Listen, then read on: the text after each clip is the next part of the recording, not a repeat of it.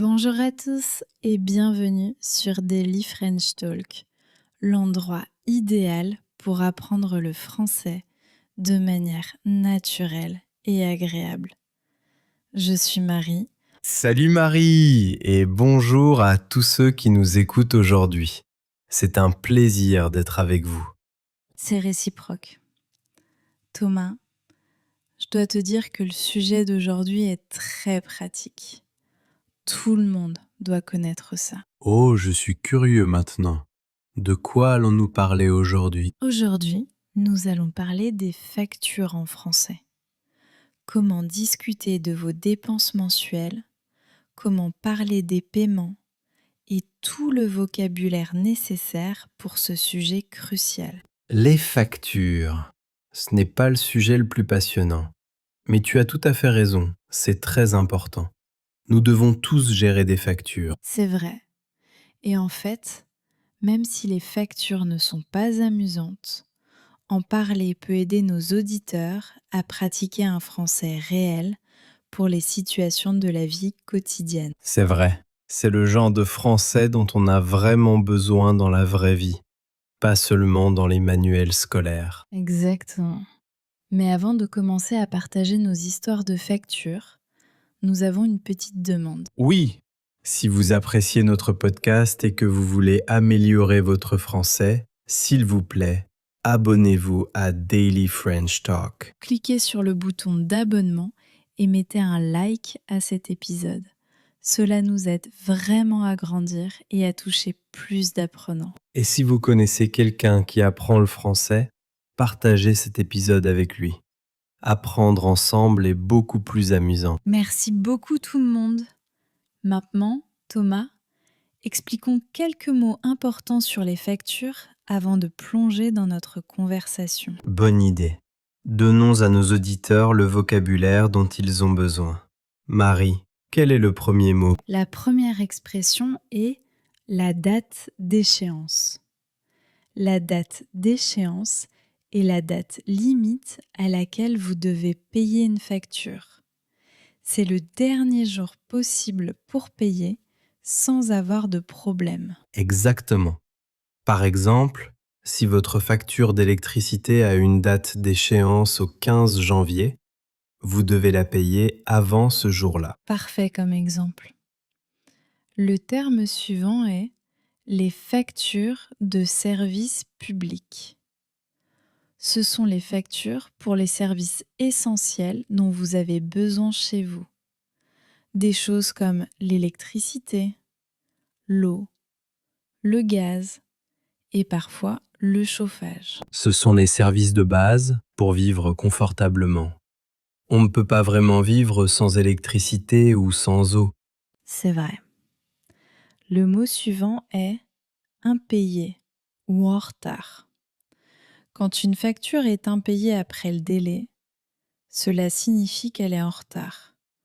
Vous ne l'avez pas payée avant la date d'échéance. Et être en retard n'est pas une bonne chose, car vous pourriez avoir à payer de l'argent supplémentaire comme pénalité. Exactement. Ce qui nous amène au terme suivant, les frais de retard. Un frais de retard est une somme d'argent supplémentaire que vous devez payer lorsque votre paiement est en retard. C'est comme une punition pour avoir payé tard. Les entreprises facturent des frais de retard pour encourager les gens à payer à temps. Oui, et les frais de retard peuvent être élevés. Il vaut donc mieux payer à l'heure. L'expression suivante est partager la facture.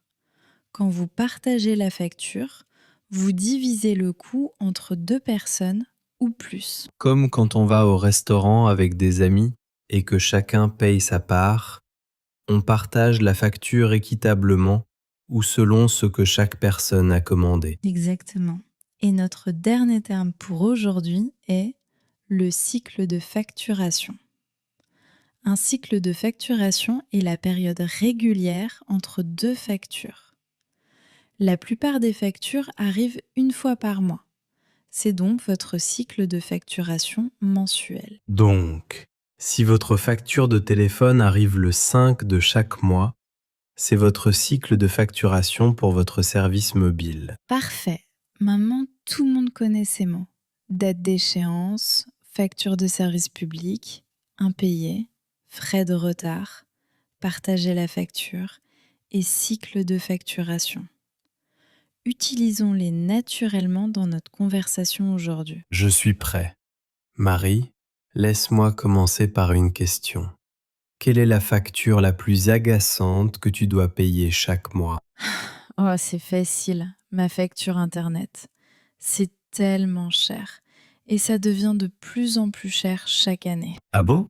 Combien paies-tu pour Internet? En ce moment, je paye environ 75 € par mois. Alors que l'année dernière, ce n'était que 60 €. Waouh, c'est une grosse augmentation. Est-ce qu'ils t'ont dit pourquoi ça a augmenté? Ils ont dit que c'était parce que mon tarif promotionnel était terminé. Quand je me suis inscrite, j'ai eu une réduction spéciale pour la première année. Mais après ça, boum, le prix a grimpé. C'est frustrant. Beaucoup d'entreprises font ça. Elles vous offrent une super offre au début et ensuite le prix augmente. Exactement. Et maintenant, je dois les appeler et négocier un meilleur tarif. Mais je n'arrête pas de repousser parce que je ne veux pas passer 1 heure au téléphone avec le service client. Je comprends tout à fait. Appeler le service client n'est jamais amusant. Il faut attendre en ligne pendant une éternité. Une éternité. Et toi, Thomas, quelle facture t'embête le plus? Pour moi, c'est sans aucun doute ma facture d'électricité en été. Elle devient très élevée parce que je fais tourner la climatisation tout le temps. À combien s'élève-t-elle? En juillet et août, elle peut dépasser les 200 €, parfois même 250 €. C'est beaucoup. Est-ce que tu laisses la climatisation allumée toute la journée? Pratiquement. J'habite dans une région très chaude, donc sans clim. Mon appartement ressemble à un four. Je n'ai pas le choix. Je te crois. La chaleur estivale peut être brutale. As-tu essayé des moyens de réduire le coût? J'ai essayé quelques trucs. Je règle la température sur 24 degrés au lieu de 21 et je ferme les rideaux pendant la journée pour garder le soleil dehors. Ce sont des stratégies intelligentes. Chaque petit geste compte, n'est-ce pas? C'est vrai, je gagne probablement environ 30 € par mois en faisant ça. Ce n'est pas énorme, mais c'est déjà ça. 30 €, c'est toujours 30 €. Ça s'accumule sur tout un été. Thomas, est-ce qu'il t'arrive d'oublier de payer tes factures? Hein? Oh, j'oubliais tout le temps avant. Surtout quand j'ai emménagé dans mon premier appartement. Vraiment? Qu'est-ce qui s'est passé? Eh bien, la première fois que j'ai oublié, c'était ma facture de téléphone. Je l'ai complètement zappée. J'étais occupé avec le travail et la date d'échéance est passée. Est-ce qu'ils ont coupé ta ligne? Pas immédiatement. D'abord, ils m'ont envoyé un email d'avertissement disant que mon paiement était en retard. Ensuite, ils m'ont facturé des frais de retard de 15 €. 15 € juste pour un retard. C'est agaçant. Ça l'était. Et c'était totalement ma faute. Après ça, j'ai retenu la leçon. Maintenant, je note toutes mes dates d'échéance sur un calendrier. C'est un bon système. Moi, j'utilise une méthode différente. Je garde toutes mes factures dans un classeur sur mon bureau et 1 fois par semaine, je vérifie lesquelles doivent être payées. Un classeur physique, c'est très organisé. Ça marche pour moi. Je suis un peu vieille école pour ça. J'aime voir les factures papier devant moi. Tant que ça fonctionne. Certaines personnes sont plus numériques, d'autres plus traditionnelles. Il n'y a pas de mauvaise façon tant que l'on paie à temps. Exactement. En parlant de payer, comment paies-tu tes factures d'habitude? En ligne? Oui, presque tout est en ligne maintenant. Je me connecte au site de ma banque et je paie de là. C'est pratique. On peut le faire de chez soi en pyjama. J'ai définitivement déjà payé des factures en pyjama. Ça prend environ 5 minutes au total. Pareil pour moi. Je paie aussi la plupart de mes factures en ligne. Mais j'ai une facture que je paie toujours en personne. Ah bon? Laquelle? Mon loyer. Je sais que c'est démodé, mais mon propriétaire préfère recevoir un chèque en personne chaque mois. Donc, le premier de chaque mois, je marche jusqu'à son bureau et je lui donne un chèque. C'est intéressant. La plupart des propriétaires acceptent les virements en ligne maintenant. Je sais, mais mon propriétaire est un monsieur âgé et il aime faire les choses de manière traditionnelle. En plus, ça me donne l'occasion de lui parler s'il y a des problèmes dans l'appartement. Ça se tient. La communication face à face peut être préférable pour certaines choses. En effet. Thomas, as-tu déjà eu un problème avec une facture, comme quand le montant était erroné? Oh que oui. L'année dernière, j'ai eu un énorme problème avec ma facture d'eau. Qu'est-ce qui s'est passé? J'ai reçu ma facture d'eau et elle était de 300 €. Normalement, ma facture d'eau est d'environ 40 € par mois. 300 €? C'est fou! Qu'est-ce que t'as fait? J'ai immédiatement appelé la compagnie des eaux. Je leur ai dit qu'il devait y avoir une erreur, parce que je vis seul et que je n'utilise pas autant d'eau. Et quand il dit Au début, ils ont dit que la facture était correcte et que j'avais peut-être une fuite quelque part. Mais j'ai vérifié tout mon appartement et il n'y avait aucune fuite. ça a dû être stressant. C'était très stressant. Je me suis battu avec eux pendant plus d'une semaine. Finalement, ils ont envoyé quelqu'un pour vérifier mon compteur d'eau. Le compteur d'eau est l'appareil qui mesure la quantité d'eau que vous utilisez. C'est ça? Exactement. Et devine quoi? Le compteur était cassé. Il enregistrait beaucoup plus d'eau que ce que je consommais réellement. Donc tu avais raison. C'était leur erreur. Oui. Ils se sont excusés et m'ont envoyé une facture rectifiée de 45 €. Mais ça a pris beaucoup de temps et d'énergie pour corriger ça. C'est frustrant. Tu as dû te battre pour quelque chose qui n'était pas de ta faute. Exactement. Mais c'est pour ça qu'il est important de toujours vérifier ses factures attentivement. Si quelque chose semble anormal, ne payez pas tout de suite. Posez des questions. C'est un excellent conseil. Je regarde toujours le montant avant de payer pour m'assurer que ça semble normal. Tu devrais. Les erreurs arrivent plus souvent qu'on ne le pense. Thomas, parlons de quelque chose de plus amusant. Enfin, peut-être pas amusant, mais intéressant. Comment gères-tu le partage des factures avec des amis? Oh, comme quand on sort manger au restaurant. Ouais. Est-ce que vous partagez la facture équitablement ou est-ce que chacun paie ce qu'il a commandé? Ça dépend de la situation. Si tout le monde a commandé des choses similaires, on partage généralement en part égale. C'est plus simple comme ça. Je suis d'accord. Quand tout le monde prend un plat et une boisson, divisé par le nombre de personnes a du sens, n'est-ce pas? Oui, mais si une personne commande un steak cher et du vin et qu'une autre prend juste une salade, alors on paie séparément. C'est juste. J'ai déjà été dans des situations où j'avais commandé quelque chose de pas cher et quelqu'un a suggéré de partager équitablement. Et je me suis dit, attends une minute. Ça m'est arrivé aussi. C'est gênant de le mentionner, mais ce n'est pas juste non plus de payer pour le repas coûteux de quelqu'un d'autre. C'est gênant. Comment gères-tu ça poliment? En général, je dis juste quelque chose comme «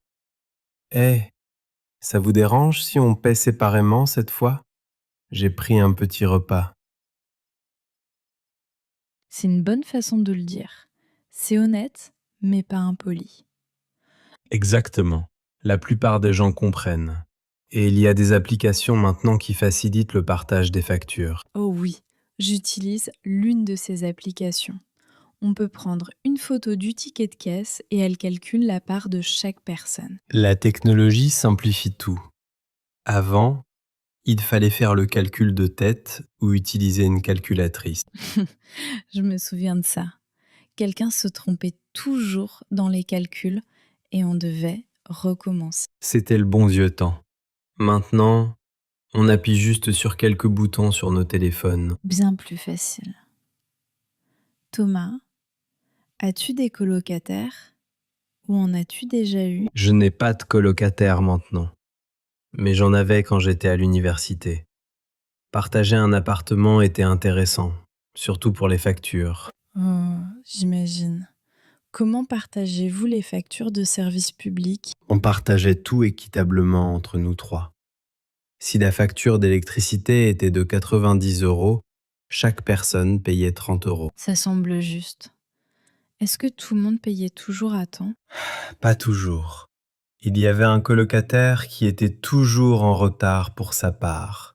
On devait lui rappeler constamment. Ça devait être agaçant. Ça l'était, car le nom d'une seule personne était sur la facture, et si on ne récupérait pas l'argent de tout le monde, cette personne devait avancer la somme. Donc elle puis devait payer plus temporairement. Exactement.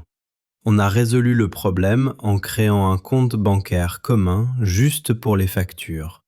Chacun mettait sa part sur le compte au début du mois, et on payait les factures à partir de là. C'est malin. Ça garde tout organisé et équitable. Ça a vraiment aidé. Fini de courir après les gens pour l'argent. J'ai aussi vécu en colocation et on a eu des défis similaires. Une fois, notre facture Internet a doublé parce que ma colocataire a augmenté le débit sans nous le dire. Sans vous demander d'abord? Non. Elle a juste appelé la compagnie et a pris l'offre supérieure. Quand la facture est arrivée, c'était 2 fois plus cher. Qu'est-ce que vous avez fait? On a eu une réunion de colocataires. On lui a dit qu'elle ne pouvait pas prendre de décision sur les factures partagées sans en discuter d'abord. Elle a compris et a accepté de payer le surcoût elle-même puisque c'est elle qui voulait un Internet plus rapide. C'est une bonne résolution. La communication est tellement importante quand on partage des dépenses. Vraiment. Il faut être clair sur les attentes et être prêt à parler d'argent, même si c'est inconfortable parfois. Les conversations d'argent sont toujours un peu gênantes, mais elles sont nécessaires. Elles le sont. Thomas, laisse-moi te demander ceci.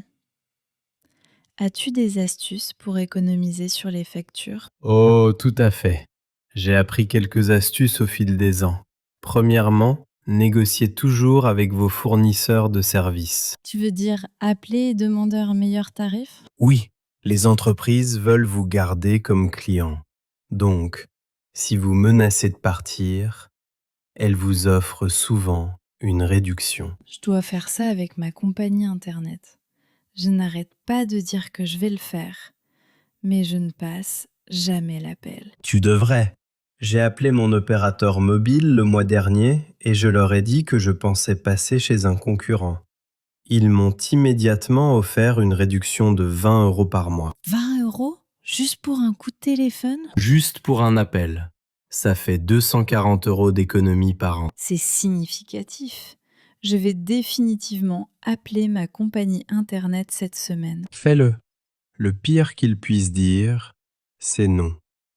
Mais généralement, ils feront un geste. Quelles autres astuces as-tu? Éteignez les lumières et les appareils quand vous ne les utilisez pas. Débranchez les chargeurs. Prenez des douches plus courtes. Les petites choses s'additionnent. Ce sont de bonnes habitudes. J'essaie d'être plus consciente de l'extinction des lumières. Ça fait une différence. Vérifiez aussi si vos entreprises de services publics proposent la mensualisation. La mensualisation, c'est quoi? C'est quand ils font une moyenne de vos factures pour toute l'année pour que vous payiez le même montant chaque mois. Au lieu de payer 200 € en hiver et 60 € en été, vous payez environ 130 € chaque mois. Oh, c'est utile pour le budget. On sait exactement à quoi s'attendre. Exactement. Ça facilite la planification car il n'y a pas de mauvaise surprise. J'aime cette idée. Je vais regarder ça pour mon électricité. Tu devrais. La plupart des fournisseurs le proposent. Thomas, je pense que nous avons couvert beaucoup d'informations utiles aujourd'hui. Nos auditeurs devraient se sentir plus confiants pour parler des factures en français maintenant. C'est vrai, nous avons parlé des différents types de factures, des moyens de paiement, de la colocation, des erreurs de facturation et des économies. Et nous avons introduit du vocabulaire important comme date d'échéance, facture de service public, impayé, frais de retard, partager la facture et cycle de facturation. Ce sont toutes des expressions que les apprenants de français utiliseront réellement dans leur vie quotidienne. Absolument. Maintenant, Thomas, je pense que nous devrions donner un défi à nos auditeurs. Un défi? J'adore ça. Que devrions-nous leur demander? Je veux que nos auditeurs laissent un commentaire et nous parlent d'une facture qu'ils trouvent difficile à gérer ou d'une astuce qu'ils ont pour économiser de l'argent. C'est parfait. Nous pouvons tous apprendre des expériences des autres. Oui, s'il vous plaît, écrivez votre commentaire en français. Vous pouvez commencer par des phrases comme « La facture la plus difficile pour moi est » ou « Mon astuce pour économiser de l'argent est ». Ne vous inquiétez pas de faire des erreurs.